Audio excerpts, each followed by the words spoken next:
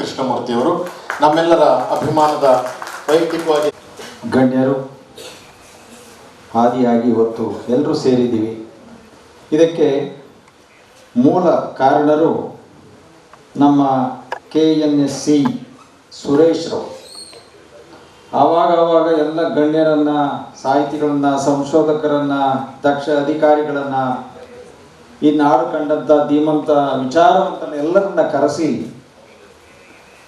ಆವಾಗಕ್ಕೆ ಈ ಒಂದು ಕಾರ್ಯಕ್ರಮವನ್ನು ಆಯೋಜಿಸುವಂಥ ಒಂದು ಪ್ರವೃತ್ತಿಯನ್ನು ಅವರು ಹೊಂದಿದ್ದಾರೆ.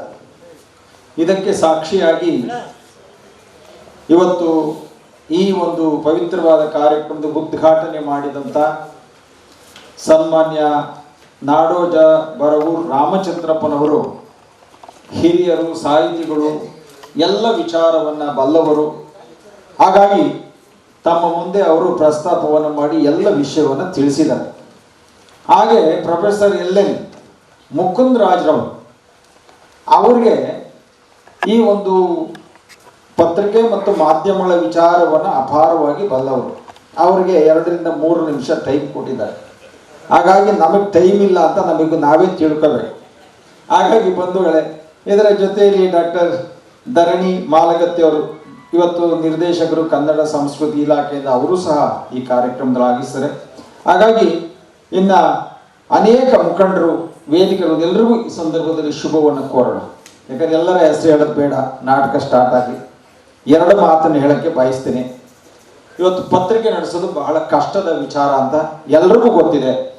ಆದರೂ ಸುರೇಶ್ ಅವರು ದಕ್ಷತೆಯಿಂದ ಅದನ್ನು ನೆರವೇರಿಸಿಕೊಂಡು ಸಮಾಜಮುಖಿ ಕೆಲಸಗಳನ್ನು ಮಾಡುತ್ತಾ ಈ ರಾಜ್ಯ ಕಂಡಂಥ ಅನೇಕ ಧೀಮಂತರನ್ನು ಕರೆಸಿ ಗೌರವಿಸಿ ಈ ಒಂದು ವಿಚಾರ ಸಂಕಿರಣದಲ್ಲಿ ಎಲ್ಲ ವಿಷಯಗಳನ್ನು ಪ್ರಸ್ತಾಪನೆಯನ್ನು ಮಾಡಿಸುವ ಮುಖೇನ ಜನರಿಗೆ ಅರಿವನ್ನು ಕೊಡುವಂಥ ಕೆಲಸದಲ್ಲಿ ಮುಂದಾಗಿದ್ದಾರೆ. ಅದಕ್ಕೆ ನೀವೆಲ್ಲರೂ ಅಭಿನಂದಿಸೋಣ ಅಂತ ನಾನು ಒಂದು ಮಾತು ಹೇಳ್ತೀನಿ.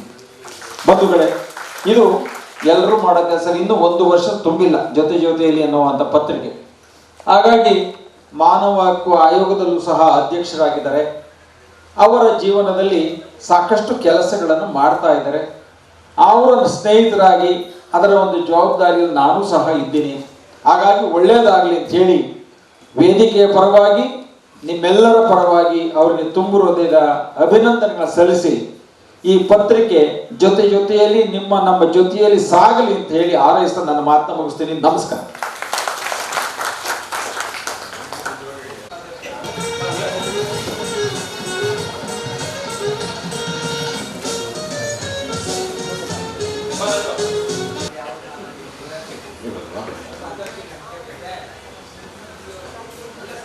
ಡೆಪ್ಯೂಟಿ ಕಮಿಷನರ್ ಆಫ್ ಪೊಲೀಸ್, ಕಾನೂನು ಸಲಹೆಗಾರರಾದಂಥ S ಸಿದ್ದರಾಜು ಅವರು ವೇದಿಕೆಗೆ ಬಂದು ಉಪಸ್ಥಿತರಾಗಿದ್ದಾರೆ.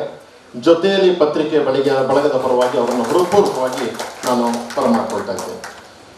ಈಗ ನಮ್ಮನ್ನು ಉದ್ದೇಶಿಸಿ ಮಾತನಾಡಬೇಕು ಅಂತ ಹೇಳಿ ನಾನು ವಿನಂತಿಯನ್ನು ಮಾಡ್ತಾ ಇದ್ದೇನೆ. SB ಗಿರೀಶ್ ಅವರು, ಸಹಾಯಕ ಪೊಲೀಸ್ ಆಯುಕ್ತರು ಸುಬ್ರಹ್ಮಣ್ಯ, ಡಾಕ್ಟರ್ H ರಂಗಶ್ರೀ ರಂಗಸ್ವಾಮಿ ಅವರು ದಯಮಾಡಿ 1-2 ಮಾತುಗಳನ್ನು ನಮ್ಮೊಂದಿಗೆ ಹಂಚ್ಕೋಬೇಕು ಅಂತ ವಿನಂತಿ ಮಾಡ್ತೇವೆ.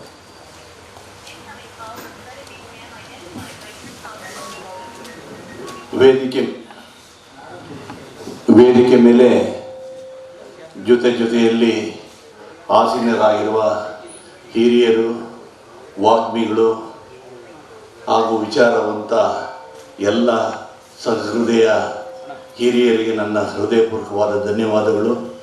ನೀವು ಕೂಡ ಜೊತೆಯಲ್ಲಿ ಕಾರ್ಯಕ್ರಮದಲ್ಲಿ ಭಾಗವಹಿಸಿದಂಥ ನಿಮ್ಮೆಲ್ಲರಿಗೂ ಕೂಡ ನನ್ನ ಧನ್ಯವಾದಗಳನ್ನು ಹೇಳ್ತಾ, ಈಗಾಗಲೇ ಗುರುಗಳು ಮತ್ತು ಮುಕುಂದರಾವ್ ಅವರು ಭಾಳ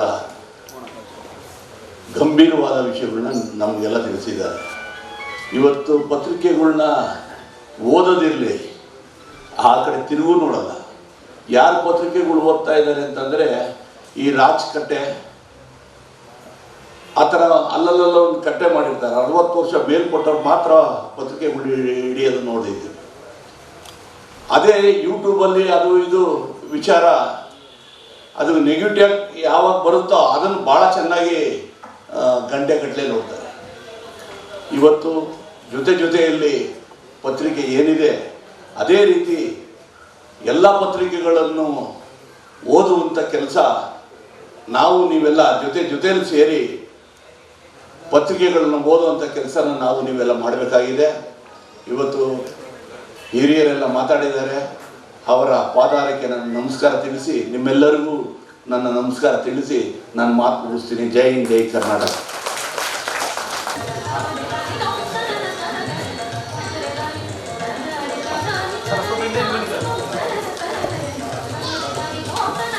ಮುಂದಿನ ಸನ್ಮಾನ ನಂಜುಂಡ ಪ್ರಸಾದ್, ಲೆಕ್ಕ ಪರಿಶೋಧಕರು.